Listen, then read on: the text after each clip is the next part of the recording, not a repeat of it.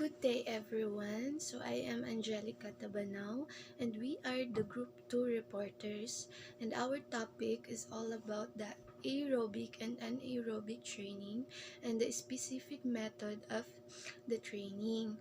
So let's discuss first what are the difference between the aerobic and anaerobic. So aerobic exercise is known as cardio. It involves training that conditions your heart, such as running, cycling. Anaerobic exercise focuses more on flexibility. So in aerobic, during cardiovascular conditioning, your breathing and heart rate increase for a sustained period of time. Examples: aerobic exercise include swimming laps, running, or cycling. So during aerobic exercise, so mas napapabilis nito ang paghinga natin, lalo na when your heart rate is at rest. So you're maximizing the amount of oxygen in the blood. Your heart rate goes up and it increasing blood flow to the muscles and back to the lungs. So while in anaerobic exercise, your body requires immediately energy. So kailangan before ka mag-conduct ng anaerobic exercise, nakakondition na dapat yung body mo because your body relies on stored energy sources. So rather than the oxygen to fuel itself, that includes breaking down fuels. So your body goals should help determine whether you should participate in aerobic or anaerobic exercise or training. If you're new to the training, you might want to start with aerobic training to build up your endurance. Pero if you've been exercising for a long time or trying to lose weight, quickly add an aerobic training. If your routine sprints or high intensity interval training may help you meet your goals. Moved on the benefits of aerobic exercise. So aerobic exercise can offer numerous benefits for your health, including reducing your risk of heart attack, type 2 diabetes, or stroke. So, di ba, ang laki ng makukuha nating benefits when we do aerobic exercise kasi nakakaiwas tayo sa mga sakit na mahirap lunasan, especially heart attack. Lahat tayo pwedeng tamaan ng heart attack. So, napakadelikadong sakit. And also, diabetes. Risky din tong sakit na to kasi mahirap siyang lunasan. And also, stroke. Madaming namamatay sa stroke, and as far as we know, mahirap makarecover ang taong may sakit na stroke. Kaya aerobic exercise ay makakatulong upang makaiwas tayo sa mga malulubhang sakit. So other benefits of aerobic exercise include can help you lose weight and keep it off, may help lower and control blood pressure, may increase your stamina and reduce fatigue during exercise, activates immune systems, making you less likely to get colds or flu, strengthen your heart, boost mood, may help you live longer than those who don't exercise. So, in the risk of aerobic exercise, aerobic exercise can benefit almost anyone, but get your doctor's approval if you've been active for a long time or live without a chronic conditions. So if you're new to aerobic exercise, it's important to start slowly and work with gradually to reduce your risk of injury. For example, start by walking 5 minutes at a time and add 5 minutes each time until you're up to a 30 minutes brisk walk. So hindi rin basta-basta ang pag-perform ng aerobic exercise, especially kung matagal ka nang hindi nakakapag-exercise. Also to those people who had a chronic condition. So before you conduct this exercise, you should always consult your doctor first to avoid wrist injury. So, while if bago ka pa lang nakapag-perform ng aerobic exercise, it's important to start slowly. Of course, hindi dapat natin minamadali. Kailangan muna nating bagalan hanggang sa masanay ang katawan natin sa gantong exercise or training at para makaiwas sa risk of injury. So, let's move on sa examples of aerobic exercise. So, during aerobic activities, you'll move large muscles in your arms, legs, and hips. Your heart rate will also go up for a sustained period of time. So, examples of aerobic exercise includes jogging, brisk walking, swimming laps, aerobic training like Zumba, cross-country skiing, and cycling. Benefits of aerobic training. Aerobic training can be useful to lose weight or to build muscles. It can be effective more if you exercise long period of time. And the benefits of aerobic training is to burn fats, build muscles, and increase stamina for daily life, like dancing and playing with your kids. Examples of anaerobic training. Anaerobic exercise are performed at maximum effort for a shorter period of time. Examples included are high-intensity interval training or the HIIT. The main advantage to HIIT is that you can boost your cardiovascular fitness faster by working harder instead of longer. Some small, short-term studies hint that HIIT workout can produce equal or greater improvements in blood pressure and blood sugar compared with moderate intensity exercise. High-intensity interval training or the HIIT is when you alternate between high and low intensity exercises or between high intensity exercise and a short period of rest. For example, a short sprint up a flight of stairs followed by a walk back down is interval training, or a set of burpees followed by body weight rows. And the other examples are the heavy weightlifting, the calisthenics like plyometrics, jump squats, or box jumps, sprinting while running, cycling, or swimming. So, how often should you do aerobic versus anaerobic exercise? The American Heart Association recommends healthy adults get at least 30 minutes of moderate intensity aerobic exercise at least 5 days a week, or at least 25 minutes of vigorous aerobic activity 3 days a week. You can also add in strength training 2 times a week to round out your routine. Anaerobic exercises can be taxing on the body. With a doctor's approval and the help of certified fitness professional, anaerobic exercises can be added into your weekly exercise routine. Perform anaerobic exercise like HIIT workouts no more than 2 or 3 days each week. Always allowing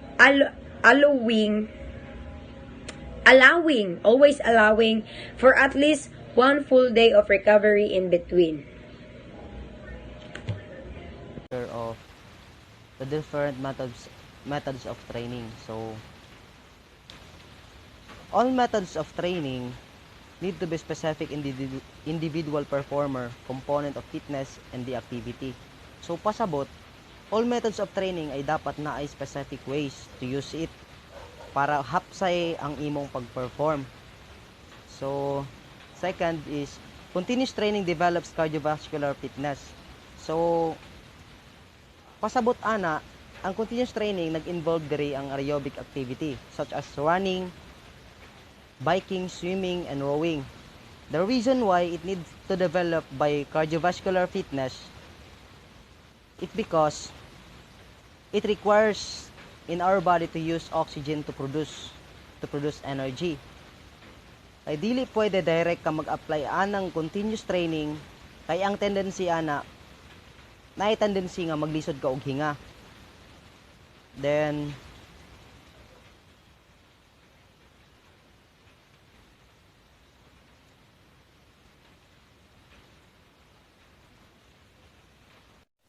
so a maximum of 20 minutes sub maximal work, target heart rate between 60% to 80% maximum heart rate. If you're exercising above 85% of your target heart rate, it naay possibly nga usakit ang imuhang mga joints and muscle. So para maiwasan nimo ang gitawag na sore joints like pamaol, kasakit sa muscle, ang dapat i-target nimo ana is 1 lang, 60 to 80% lang, kay maora may makaya sa imuhang lawas. And then kung imo pong pasubrahan mao to mag-cause siya og mag-cause siya og sore joints. And then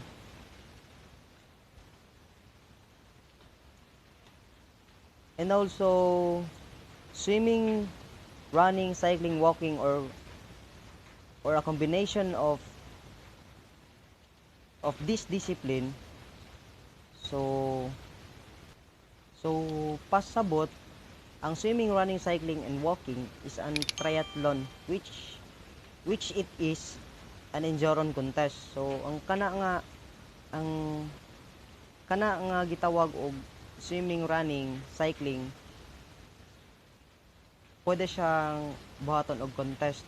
So naay mga participants na mag-appealing sa ingon ana na mga fitness activity. So the disadvantage for this is some participants find longer session to be boring. So pasabot ana is ang disadvantage sa methods of training is some of participants are abusing. So naay mga participants nga naga-abuse sa ingon ani na mga event. So maong usahay mag-cause siya og nay mga participants nga maglisod og hinga kay dili proper ang ilang pag apply sa ilang lawas. So makapil sila og pamaol, especially kanang swimming naay tendency nga bikugan ka ana, napoy tendency nga pwede ka malumos sa ingon ana ng mga situation ug uban pa. So naatay ginatawag na fartlek. So isa ni siya sa training develop of range of components and it is used by games players. So ang example ani niya is mga runner player. So a continuous for this training is it means that doesn't involve and rest period where involves of or aerobic and anaerobic activities. So then change in speeds, incline, and terrain are used to provide changes in exercise intensity. Aerobic and anaerobic work can be done at the quantities of suit the performer. So for example, super fast ang imong for example, runner ko. Kusugay ko ning dagan tapos wala ko'y proper na exercise. Dapat man gyud basta athlete ka, dapat na gyud kay proper size. So isa na din mo ang kanang first entrada pa lang sa imuhang pag-exercise is dapat na kay kanang kuan sabay tawag ana kanang warm up. So ginatawag na siya na warm up kay para dili kay ma-pressure ang imong lawas mag-perform. Kung athlete ka, dili kay ka ma-kuan sa imong pagdagan. So kung kusog na jud kayo imong dagan, kung paminaw nimo nga dili na kay nimo kaya ang imong gidagan, so dapat dili ka kalit mohunong kay naay tendency ana mag-conflict ang imong kuan. Naay tendency ana pwede ka ma-collapse, pwede ka makuyapan kay nga naman hunong kag kalit tapos ang imong heart is sige apa sa imong kuan sugod sa imong kakapoy ning collapse ang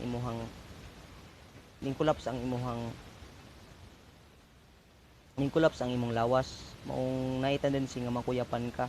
So ang dapat imong buhaton ana is better is dili ka mohunong pero ang imuhang dagan is maghinay-hinay ka. Hinay-hinay ang imuhang dagan. So mo na slow lang dapat slow tapos until sa mohunong na ang imuhang kuan, mobaba mo na kababa ang imuhang kuan, ang imuhang stable ang imuhang kuan, exercise ay imuhang pagdagan. So aerobic and anaerobic work were fitted from the performer. So mo na siya dapat as an athlete or athlete nga nag-a-appeal og mga endurance, mga one or any exercises that you want. So dapat najud kay ang imong goal ana is maka kuan ka anang walay risk nga mahitabo sa imong sarili o dapat safety lang jud ka always kay pa. And then naay disadvantage ang kuan ingon ani na mga event.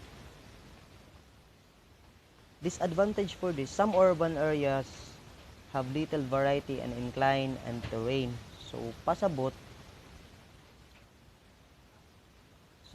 ana kung gamay lang ang imong area, gamay lang ang field nga ginaganan kung runner ang imong athlete, gamay lang ang area, so dili nila ma-perform pag ayaw ang ilahang kuan, ang ilahang dapat himuon. Dili siya proper way kay tungod gamay lang. Interval training it develops the strength and speeds, muscular endurance. Disadvantage, maximal nature of intervals can be too long, challenging for some participants. So intensity is measured by percent max HR. So a wide variety of fitness types can be developed. Structured reps and sets period of intense work interspersed with times rest. Next is the weight training. So develop strength. An interval form of training. Intensity is measured in percentage of the most weight known as percent rep max. Time is structured in reps and specific timings or combining machines. Free weight and body weight exercises. Disadvantage, it may perform use poor technique while striving for an heavier weight. Plyometry training develop power. The muscle is length and then rapidly short to develop the explosive capability of the muscle. Very effective for developing power. Suitable for well-trained athletes. High-intensity exercise involving explosive movements suitable for well-trained athletes. Disadvantage can use injury for athletes is not in excellent condition. So second is the flexibility training. So in ability training, it develops your flexibility, essentials training for all athlete in all sports and activities. So kadalasan siyang ginagamit ng mga athletes. Time is measured by the length of hold and the recovery period of between holds. So intensity is measured as a percentage of range for emotion. So ang disadvantage nito, it underused by many athletes. Circuit training. This develops muscular endurance, strength, and or cardiovascular fitness. An interval form of training. The performer moves from one station to next with exercise periods and rest period. Stations are set out that train one or more components of fitness. The performer moves from one station to next with exercise period and rest period. Circuits can be designed so that they are sport specific. Circuit training is a form of body condition that involves endurance training, resistance training, high intensity aerobics, and exercise performed in a circuit similar of high intensity in interval training. It targets strength building and muscular endurance. Exercise classes such as yoga, pilates, body pump, and spinning very popular exercise formats. Yoga, body pump, and pilates are outstanding of developing core strength and whole body conditioning. First is yoga. Yoga is a physical activity consisting mainly of postures often connected by flowing sequence, sometimes accompanied by breathing exercise and frequently ending with relaxation, laying down of or meditation. Second is Pilates. Pilates is a type of mind-body exercise. Third is body pump. Body pump is a fast-paced, barbell-based workout that is specifically designed to help you get lean, toned, and fit. Fourth is spinning. Spinning is a high-intensity exercise on a stationary bike. It's great for giving you all that cardiovascular gains, but it's great at toning muscles to make you super strong. Group format helps to motivate participants to work harder. Disadvantage can be costly and sometimes carries of unfair reputation of a non-serious training method. The factors affecting training is the choice of how to train can be affected by many factors. So, some training methods, such as weight training, require the use of some specialist equipment, whereas others, such as interval training, do not. So, kanang mga weight training is example ana is yung mga push up or pull up na dili na naga-require og equipment. So, napo yung mga uban na weight training na nagagamit yaman sila og equipment. So example na is dumbbell, no? So therefore the availability of facilities is relevant. So some training methods can also be very high impact and are less advisable for some groups in society, such as children or elderly people. Plyometrics is very effective method of developing explosive power, but should not be used with a child that is growing or a performer who is overweight or less fit. The high impacts can prove damaging to joints and muscles unless the performer is in peak condition. So, kailangan jud na kapalit sa itong BMI kay importante kayo para makabalot ta overweight ta or kanang kulang ta kaning abnormal atong weight pa kanang kabalo gyud ta dapat ibalot ta sa tong BMI and dapat dili ka mag conduct og exercise na na pill or magamit og plyometrics kay it depends on your weight. Kung overweight ka, dili ka mag plyometrics kay magkuan man na sila jump lisod kayo. Lisod magagambak kay overweight ka tambok kay ka. Sige, testing ambak pero imuhang tumaol. Imong mga joints, muscles ayaw pugsa ang sarili nimo o di nimo kaya kay masakitan ka. So kailangan pud nga ang kuan na mag-exercise or mag-perform kung unsa man i-perform niya dara, no? Kung active ba siya, kung tayo kan normal weight lang siya, kailangan nga naa siya sa iyang peak condition or kaning condition kay ang lawas niya nga perform good kanang naka warm up siya ano ba wala siya sakit wala siya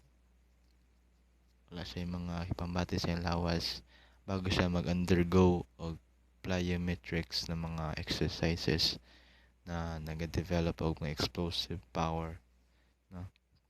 It depends on some events or circumstances nga naa ka. It depends kung kuan ba normal ba or kuan kailangan jud knowledgeable ka, kailangan jud kabalo jud ka, no? Kung dapat pa ni buhaton or dili buhaton, no? Kay kung wa ka kabalo na magka-cause good nga damage na masakitan ka. So, I think that's all for the factors affecting training. Ang importante lang yun ani nga makabalo ka kung unsay maka-apekto ani kung buhaton nimo, no? Kailangan before ka mag-training, before ka mag-exercise, kailangan mag-warm up. Yeah. Mag-undergo ka warm up and then mag-exercise o mag-perform or mag-training. And then pag sa training, cool down, mag-relax, then drink some water, mag-hydrate na kuan dili ka ang goods kayo imong lawas ana kuan siya ma-condition siya ug dili ka makabati og pamaol kay naga-warm up man ka nya naka cool down man ka. So ang factors ana dili bad dili nindot siya ang apekto sa imong pag-training. So that's all. Thank you for listening.